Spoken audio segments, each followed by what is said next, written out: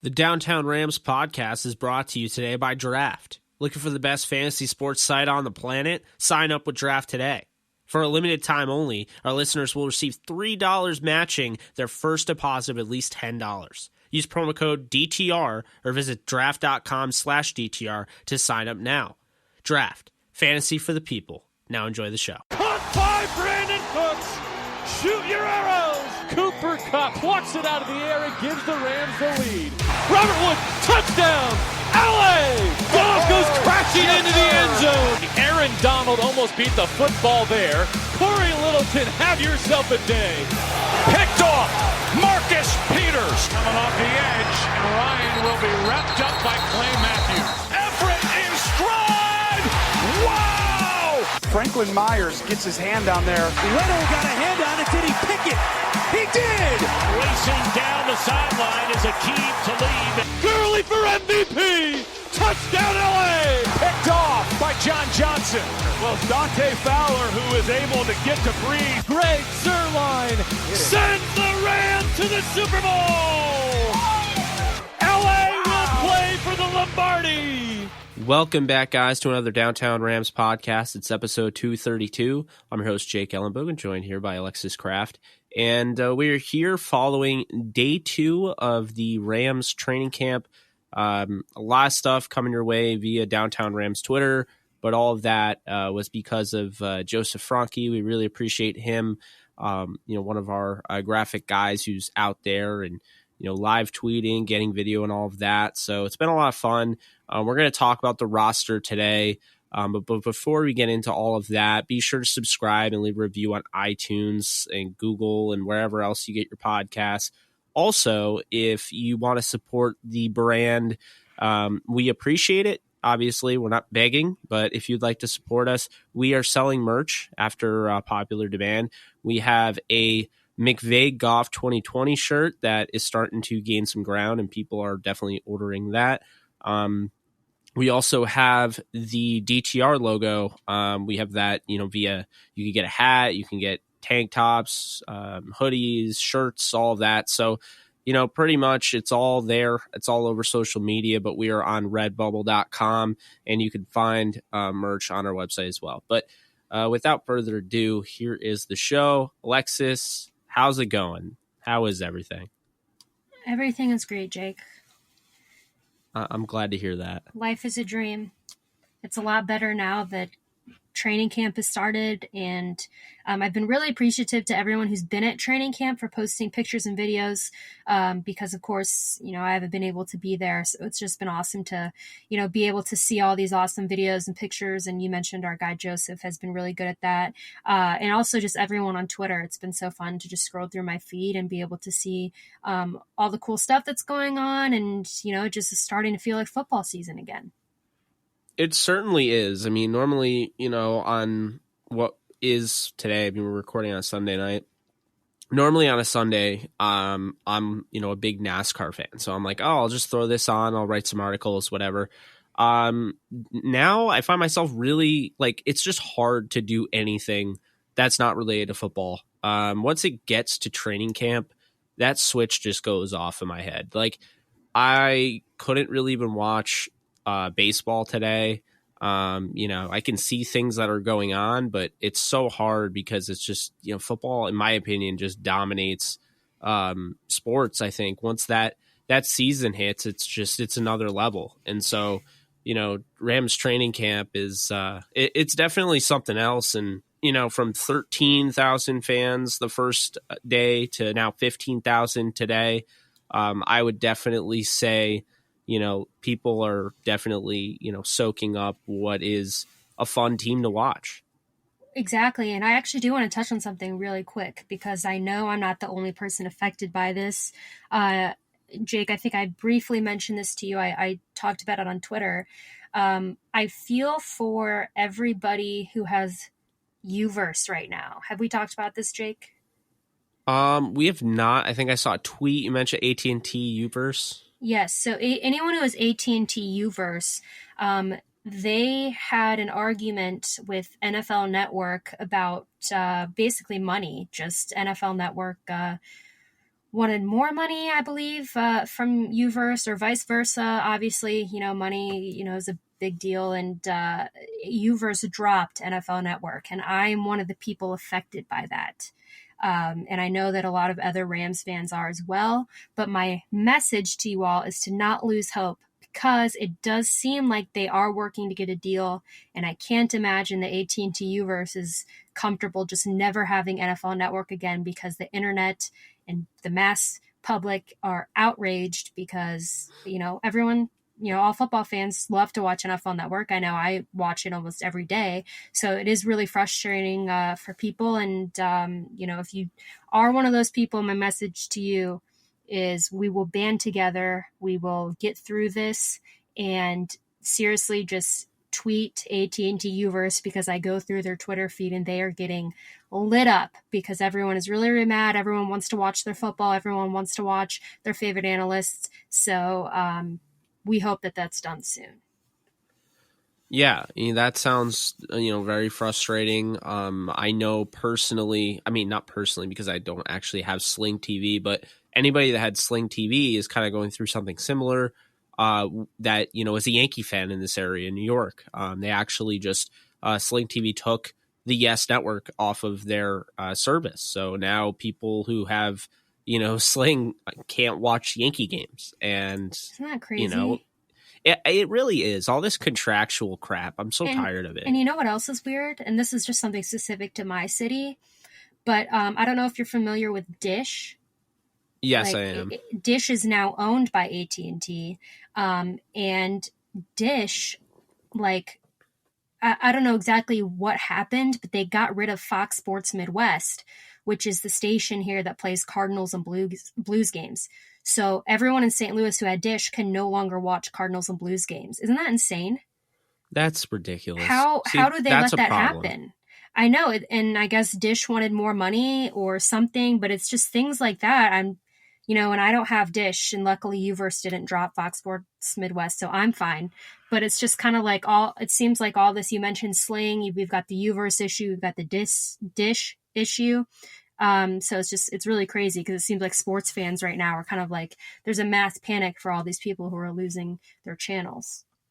Yeah, and I don't want to get too much into this because we have a lot to cover, but just in the NFL in general, like I just have this thing where if you have your consumers and your consumers drive they drive your service. I mean, they really do. Like the NFL, it wouldn't be the NFL without their fans. So why does the NFL make it so hard? Like say, oh yeah, we're just going to make it so it's only on DirecTV, all right. The NFL games. Why is NFL Sunday, unless you have DirecTV or go out to watch the games, somewhere that has DirecTV, why is NFL Sunday only going to have 2 games on all day? Like, right? Wow, NFL Sunday. You know what I mean? Like, that always rubbed me the wrong way. And it's just, I think with the NFL, it is a league where people, and I guess you could say this for all sports leagues, but a lot of people are fans of teams that aren't local to them. I mean, you and I are a great example of that, right?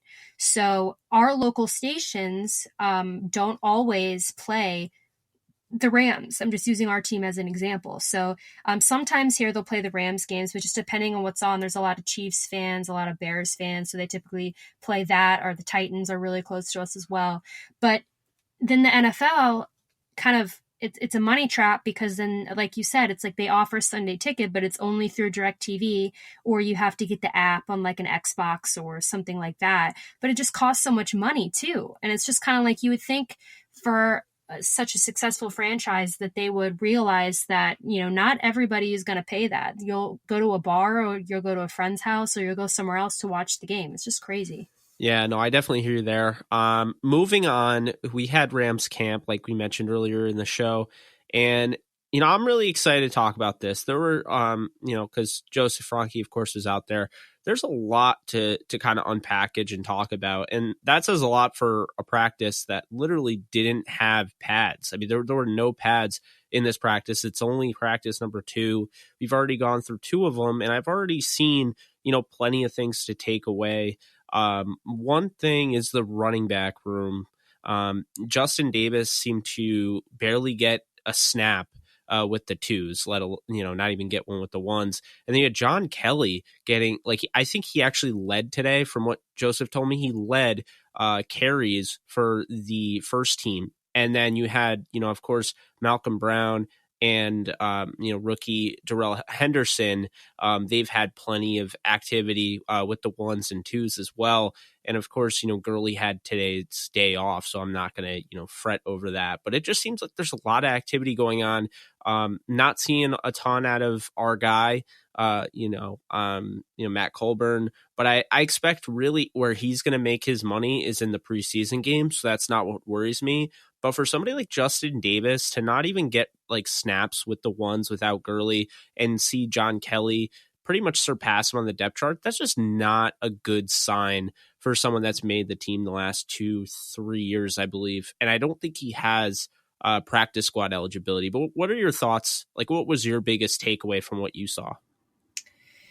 Well, just from what I've seen and heard, I think with the running back situation, the Rams obviously have a lot of depth there. They have a lot of options there. If I had to make it a guess just based on, what we saw today, and again, there's still a lot more time to go. There's also preseason to go because you always have guys a preseason ball out and that can change things. But I'm going to just throw out a quick prediction for the Rams depth at running back. And I think it's probably going to obviously go Gurley and then Henderson and then Malcolm Brown. And then that fourth spot, I'm going to put John Kelly there. But like I said, things can always change. Unfortunately, there could also be injuries and things like that. But just going from what we've seen and heard and the way the guys have been playing so far, and like I said, that's kind of the key term so far, it seems that that's kind of the direction that the Rams are going. And I could be wrong, but that's just my assumption. Yeah, of course. I mean, I definitely hear you there. I know there was some talk last year, Jared didn't look his best in training camp. There were times he was missing open throws and the velocity wasn't there like it's used to. And he just didn't seem as, comfortable as you would expect. And, a quarterback's year 2, year 3. But, I think with Goff, from what I've been seeing and hearing about training camp and I know it's only training camp with no pads, but he's looked really good.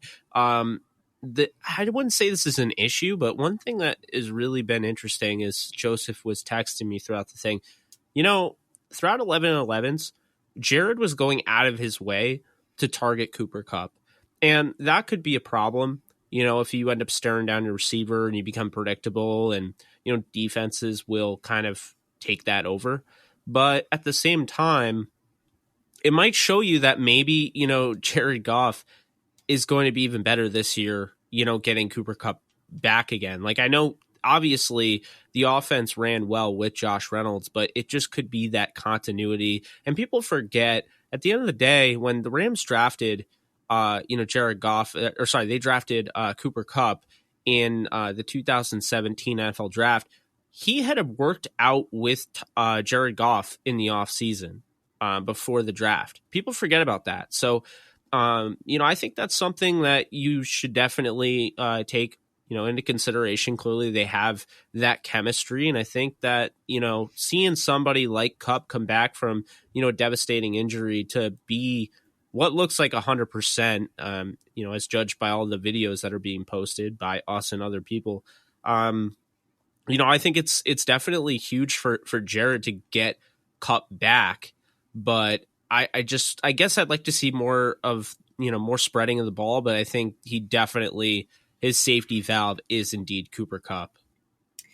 Yeah, I would agree with that. And that is something that I heard a lot as well, that Goff was targeting Kupp a lot more than he was anybody else. I don't know if there's a specific reason for that. I know that obviously him and Kupp are very close. Kupp was one of his favorite targets last season before he got hurt. So I think, like you said, he's really excited to get him back. But I would agree. I would like to see him target other receivers. It's never good when a quarterback becomes predictable. You see it all the time.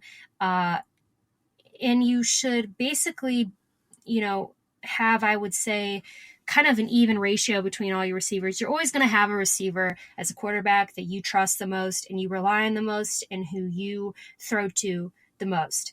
but you should try to not make that.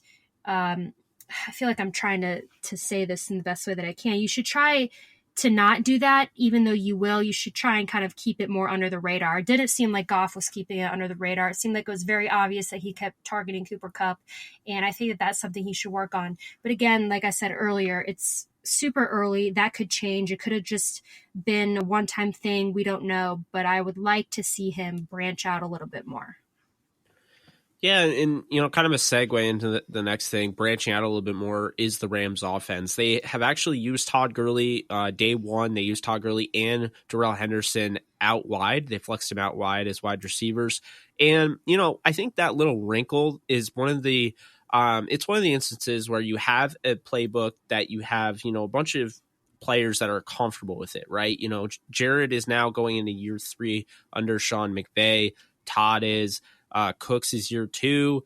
Obviously Robert Woods is year 3. I mean, like that's kind of how I'm looking at this. So, you have all these guys that are going into year 3. It's less about understanding the playbook, less about learning the playbook. Now you can really master the playbook and you can start adding things to it and really keep defenses, on their toes, because at the end of the day, this is a copycat football league, and really, quite honestly, teams are going to start copying what Sean McVay is doing. So why would you not want to be a step ahead? We've already seen, and in a sense, Sean McVay is kind of copying what the Saints have had with Alvin Kamara and Mark Ingram, right? You have that Kamara-like back in Darrell Henderson. And, I mean, you have, of course, Todd Gurley, who's your go-to feature back.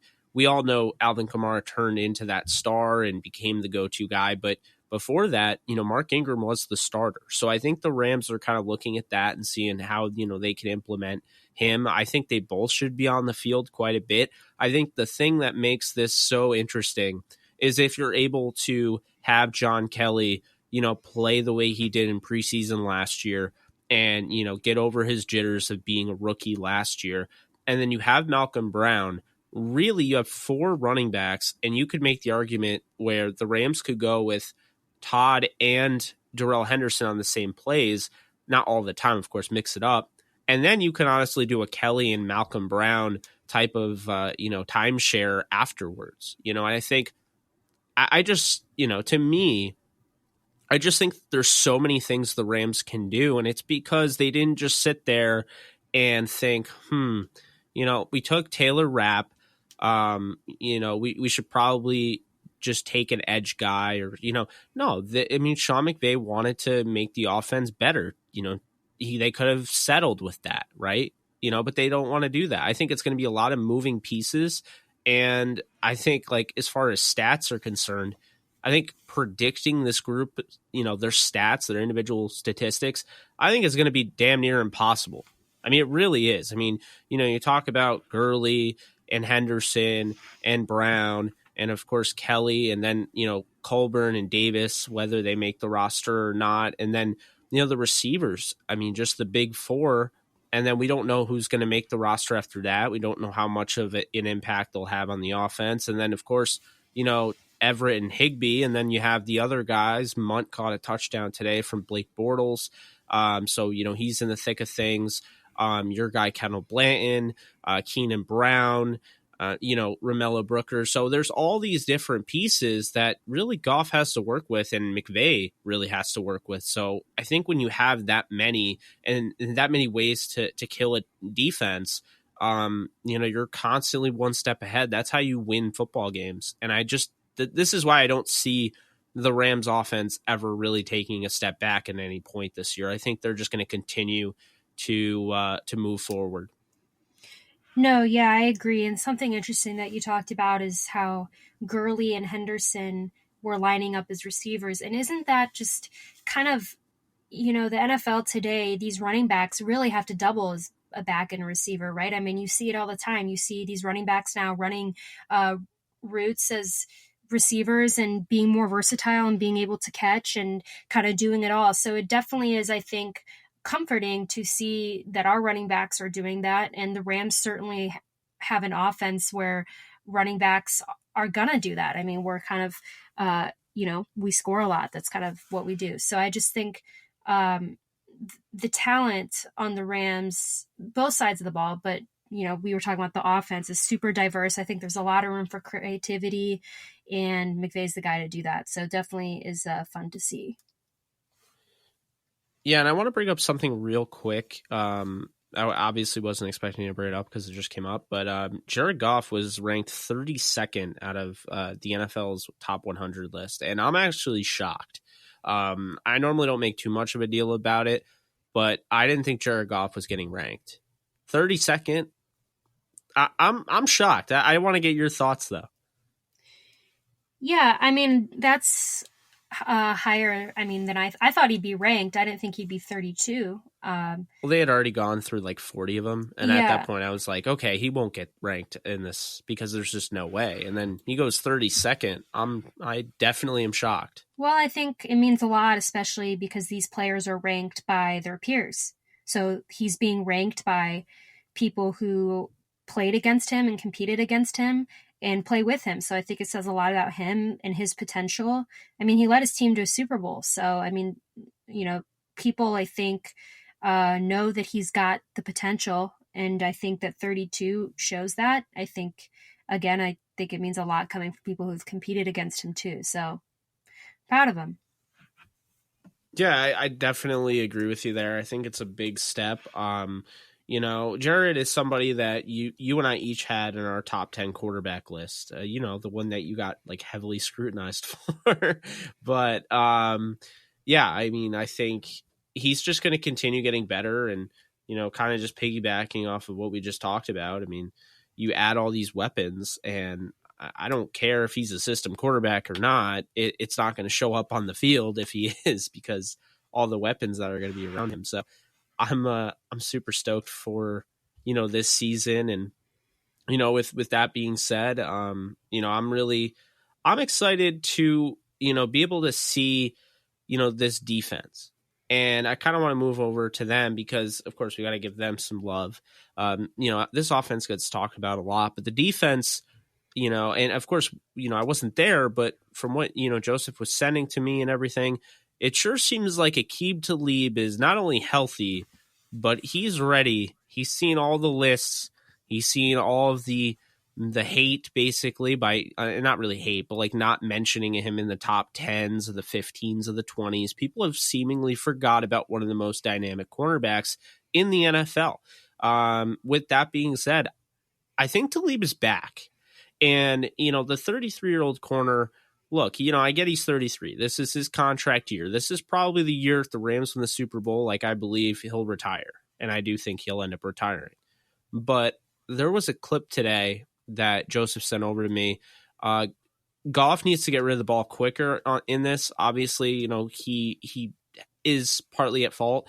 But Talib kind of, I won't say he gets burned, but like he gets kind of stumbled up on when Brandon Cooks does, kind of like a curl route and, a quick twitch by Cooks and like Talib is off balance. He comes right back over and really turns the corner. Cooks has no idea he's coming and almost gets the interception, breaks up the play.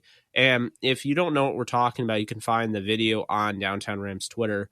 But like it was just all day with him and of course Peters. But I think Talib is somebody that's always not really mentioned. He's just solid at this point. It's like people forget about him because of his injury. But I think as long as this guy stays healthy, this is the cornerback the Rams, traded for.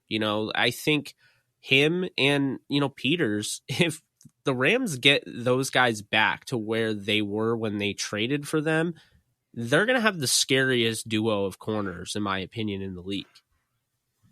Oh, I agree.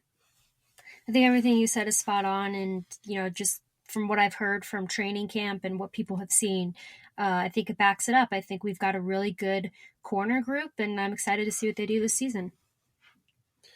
Yeah, and Peters was obviously he had a good day of practice.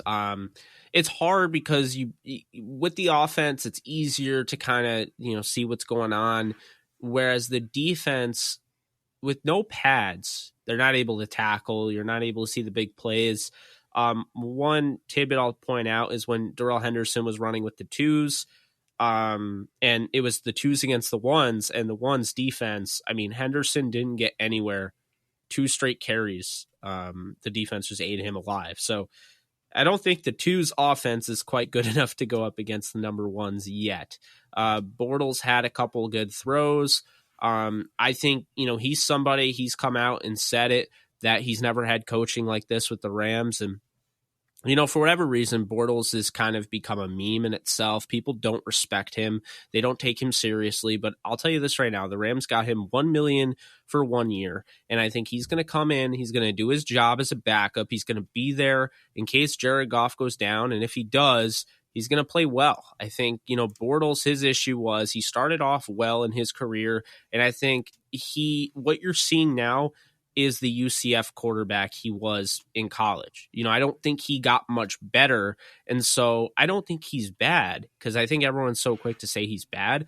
I just think the guy really hasn't gotten much better. Like, he's the guy that you drafted 3rd overall. He's about as good as when you drafted him. And he was a good prospect, in my opinion. So when the Jaguars drafted him, I look at Bortles and I think, okay, this guy is a stud. Like, I think he can really compete. The problem was he didn't have the coaching staff that he could really rely on to take him to the next level. And so I wonder, with Sean McVay, you're looking at him 25, 26 years old. I mean, I think Bortles this year, regardless if he gets to play or not, knock on wood, I hope he doesn't play, because I want Goff to start all 16 games and be healthy. But if he does or doesn't play, it doesn't really matter to me. I think this is his launching pad to get a starting job next year. And I think there will be starting jobs across the league. There may not be a ton, but I think you first have to look at, the Cincinnati Bengals with, former Rams quarterback coach Zach Taylor, who's the head coach over there. You would look at Tampa Bay, because if Jameis Winston doesn't pan out, then maybe Tampa Bay, maybe Tennessee. If Marcus Mariota has another, down year, maybe they go after him. My point is, I know people want to clown on the guy, but I think with this coaching staff and this system, I think Blake Bortles is going to thrive in the preseason. And I think if anything were to happen, I think he could not command the offense, but I think he could do something with the offense. And so I think this is going to be a good launching pad for him. It's a good fit, and it seems like he's already a fan favorite. So that's my little tidbit on, the backup quarterback, Blake Bortles. Yeah, no, I agree with you. And Blake is someone who, when the Rams first signed him, I was skeptical about. I was skeptical about him for a number of reasons. I talked about it on the podcast.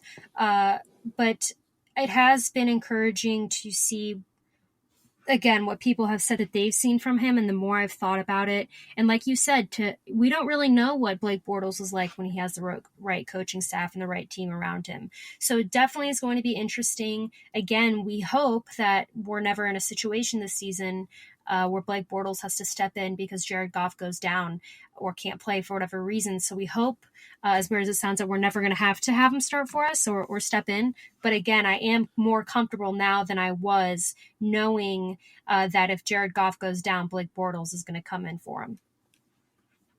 Yeah, 100%. I think having a good backup makes things a little bit easier on the coaching staff. And I mean, again, you never want to see Goff go down, but maybe if, the Rams are 15-0 or 15-1 or something, you kind of feel like you're blowing a team, not 15-1, 15-0 or 14-1, and you're blowing a team out, week 17. You could put in Bortles and not worry about it, or you could maybe just start him.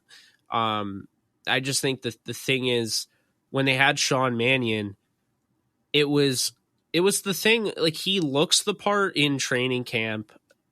Coaches, old school coaches love guys that practice well.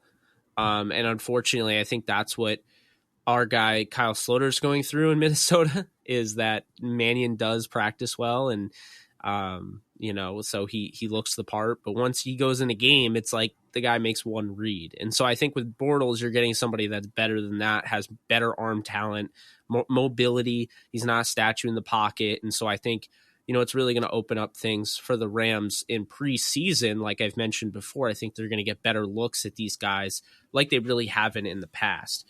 So moving back to the defense, I think the defensive line is something that needs to be talked about, because I think, this year, we talked a little bit about it the last podcast.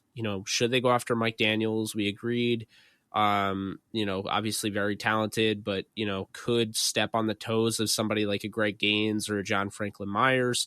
The Rams, of course, as we know today, have not gone after Mike Daniels. He ended up signing with the Lions. And so I look at this defensive line, and I know people are complaining the Rams didn't go out and get, Mike Daniels, but he ended up signing for over $8 million for this year. So money-wise, realistically, he wasn't an option. But regardless, I mean, do you side with the Rams on this? Do you think this is a good move for them to bypass, such a talented player? Because to me, like, the biggest thing I was hearing, and this was going to decide whether or not this was a good move or not.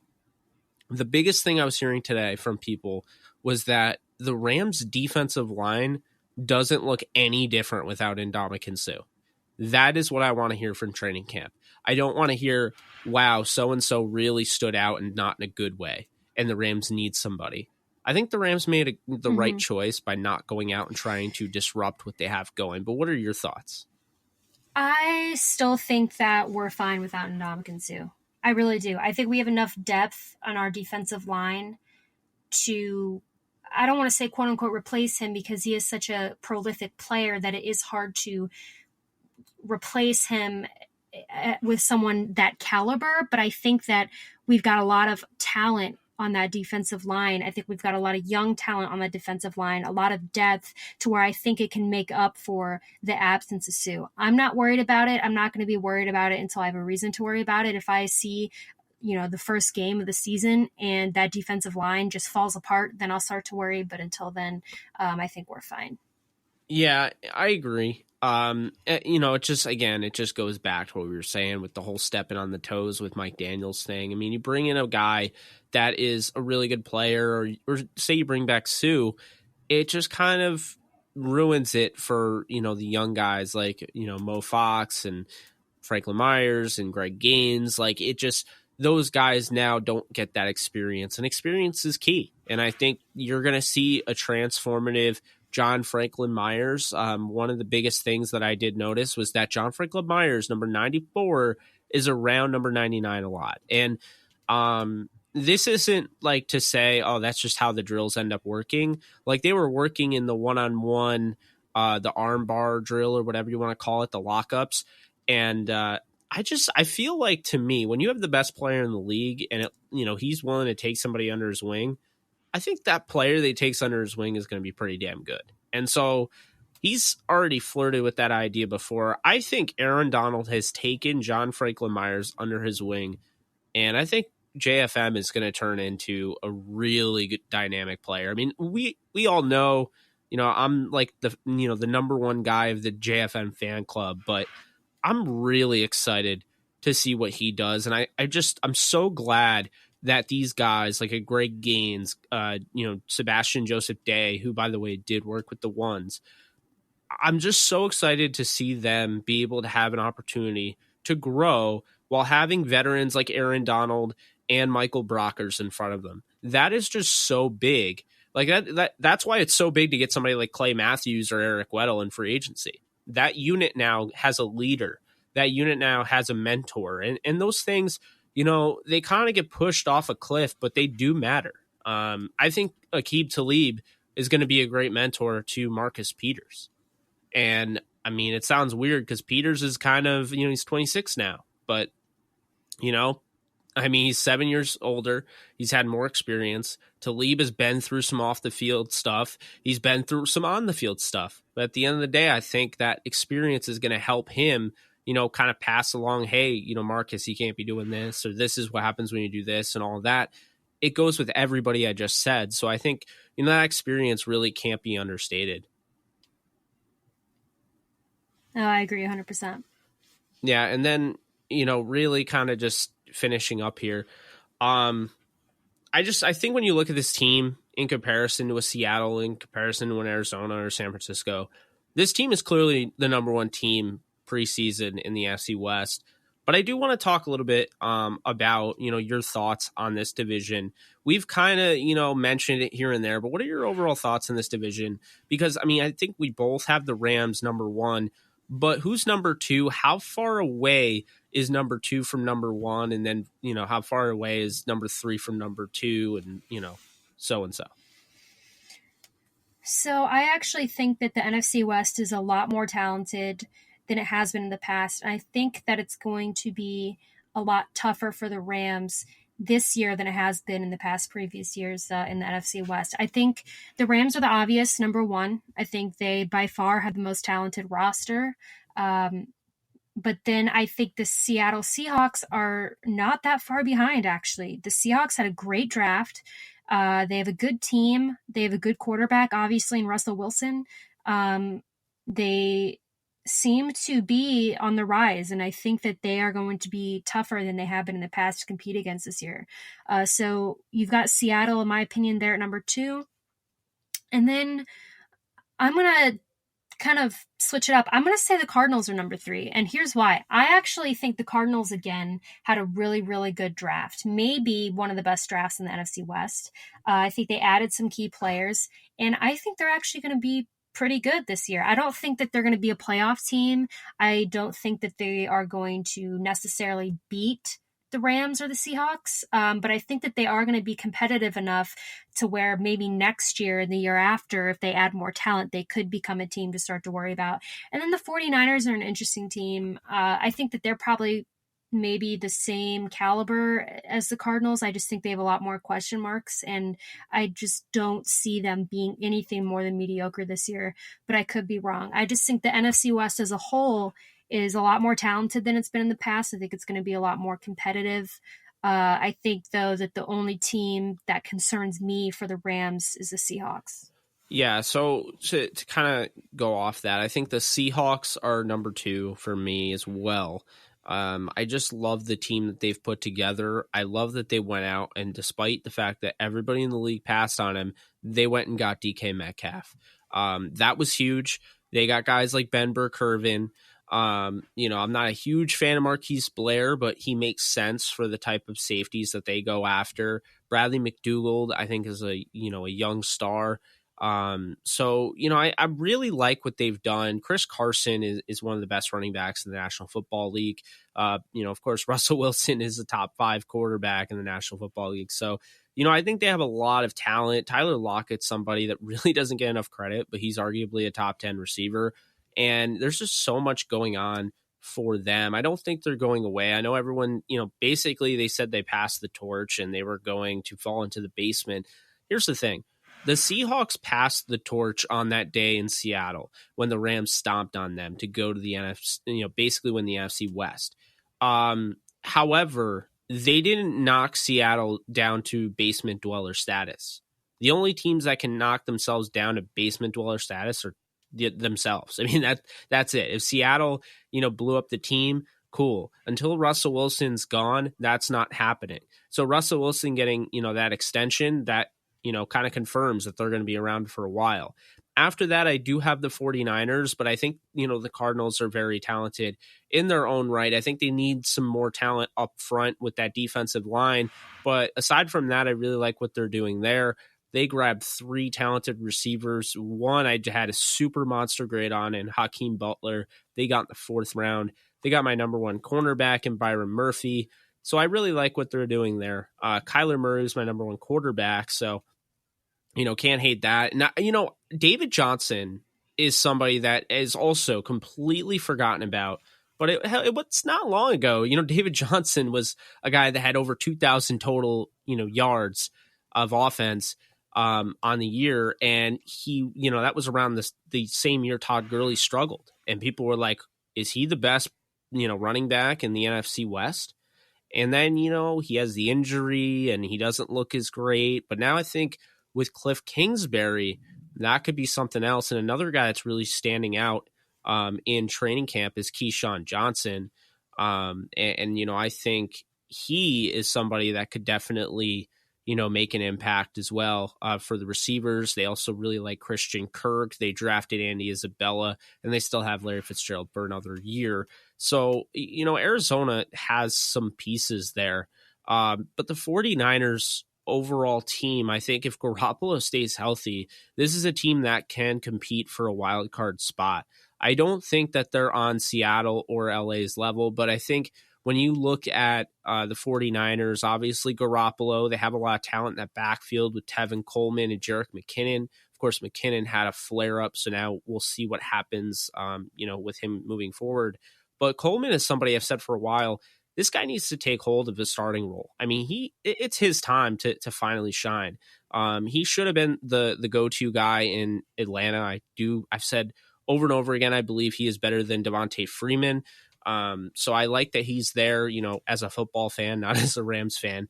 But then you look at their overall offense. I mean, they grabbed Deebo Samuel, they have Dante Pettis, they have Marquise Goodwin, they have George Kittle, and they grabbed Caden Smith, who was one of my top tight ends in this draft, late. So there's a lot of talent there. They got your guy McGlinchey. Of course, Joe Staley returned. Laken Tomlinson's playing better. So they have him. So, I mean, their offensive line has some guys. Obviously, their offense looks good, right?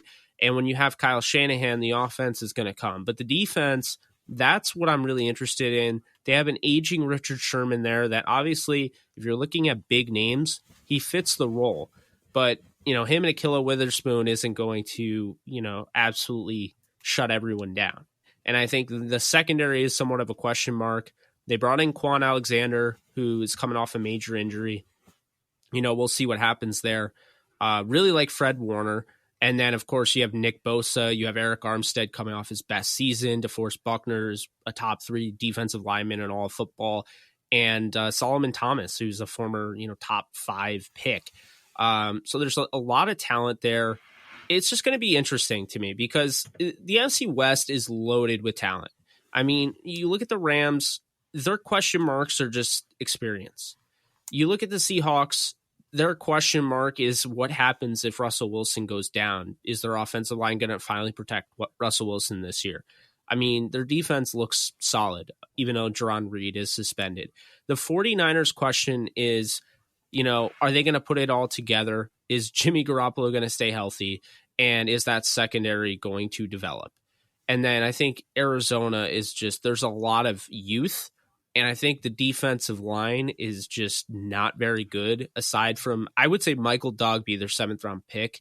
And then, of course, they got, Zach Allen. But, I mean, it's Zach Allen and Michael Dogbe are their best players on the defensive line. So, I worry about Arizona's defense as a whole, but I really like what they're doing on offense. So I think, again, a lot of talent in the NFC West.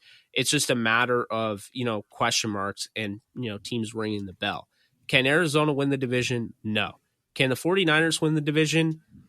If something crazy happens, I believe the 49ers are capable if things go the right way. Seattle absolutely can. And of course, the Rams are the favorite. So I think that's how you would have to look at that division, moving forward. Yeah, no, I agree. And like I said, the 49ers are a team that I have mixed emotions about, but I think a lot of people think that they are going to really compete this year. And I won't be shocked if they do. I'm kind of, it's weird to say, but I'm kind of excited because I think for so long the NFC West has lacked this competitive edge or has lacked kind of the wow factor. And I think they're kind of finally on the rise. I think it's going to be fun to watch. I think it might be a little scary to watch it sometimes, but I'm excited. I still think the Rams are favorites, but I definitely think there's going to be a lot more competition in the division than there has been in the past. Yeah, definitely agree. I think that's going to do it. We covered the Rams. We covered, contractual agreements with, TV, obviously. We have strong words about that. And then we covered the NFC West. So I think it's been a good podcast. Thanks so much, guys, for tuning in. This is Jake Ellenbogen. She's Alexis Kraft, and we're signing off.